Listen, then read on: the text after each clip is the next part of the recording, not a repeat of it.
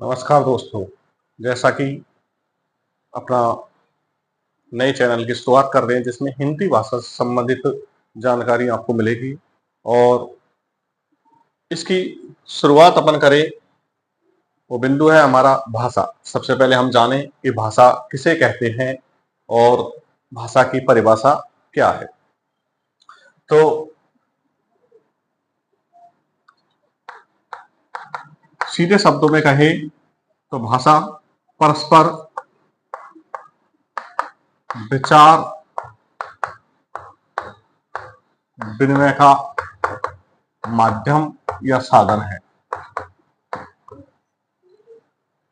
जब दो मनुष्य परस्पर अपने विचारों का विनिमय करते हैं तो वो जो माध्यम काम में लेते हैं उसी को हम भाषा कह सकते हैं। अर्थात भाषा के द्वारा मनुष्य अपने विचारों से दूसरे व्यक्ति के बीच को अपने विचारों की जानकारी दे सकता है और उसके विचारों से सहमत या असहमत हो सकता है। उसके मन के भावों को व्यक्त करने का जो माध्यम है वह भाषा है। और इसी प्रकार से हम इस शब्द की व्युत्पत्ति देखें तो ये संस्कृत भाषा की भाष धातु से बना है, जिसका अर्थ होता है व्यक्त करना, अर्थात वाणी के द्वारा व्यक्त करना। जब मनुष्य अपने विचारों को व्यक्त करता है तो उसी माध्यम को भाषा कहते हैं। इसकी एक बहुत अच्छी परिभाषा डॉक्टर भोलानाथ तिवारी ने दी है।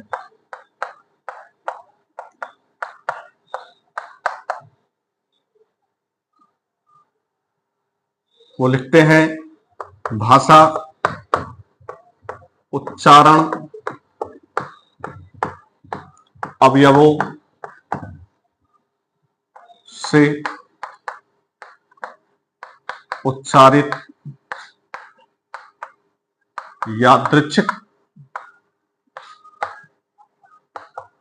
ध्वनि प्रतीकों का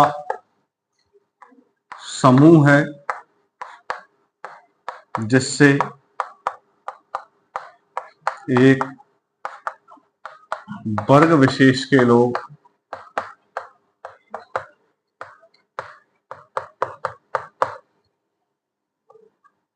परस्पर विचार विनिमय करते हैं।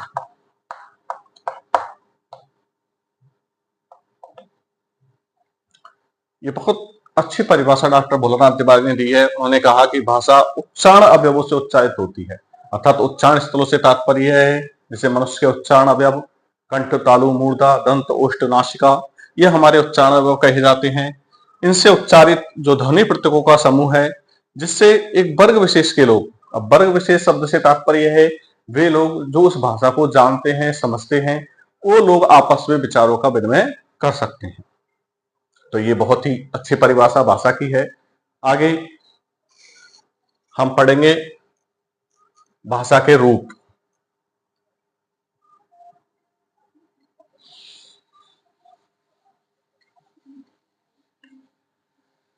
अब इसमें अनेकों भाषाएं बोली जाती हैं।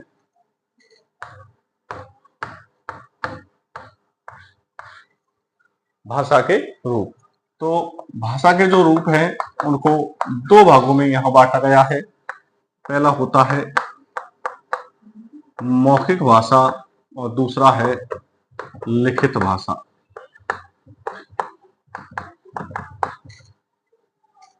जो मौखिक भाषा है यही भाषा का मूल रूप माना जाता है। हम जानते हैं कि मनुष्य जैसे ही जन्म लेता है, जन्म के कुछ समय पश्चात वह बोलना प्रारंभ कर देता है और इसीलिए इसको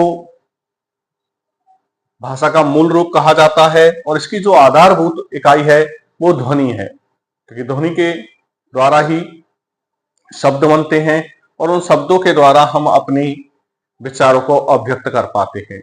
भाषा का जो दूसरा रूप है लिखित रूप, यह बाद में प्रचलन में आया।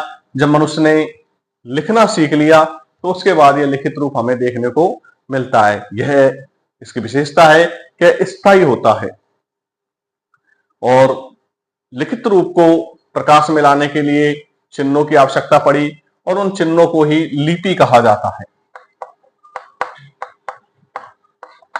किसी भी भाषा को लिखने का जो तरीका है, उसके लिए जो प्रतीक चिन्हों का समूह निर्धारित किया गया है उसे लिपि कहा जाता है।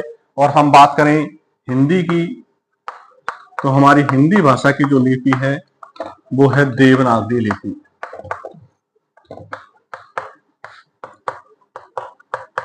न केवल हिंदी की, इसके साथ साथ संस्कृत,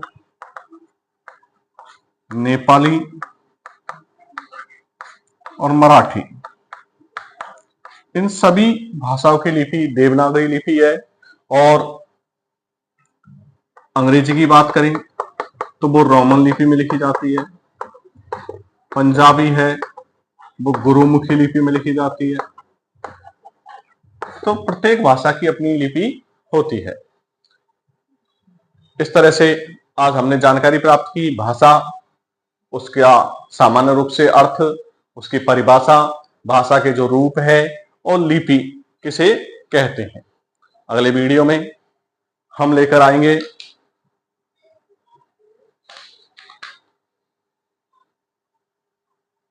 एक नया टॉपिक, इसका नाम होगा भाषा और बोली। तब तक के लिए धन्यवाद।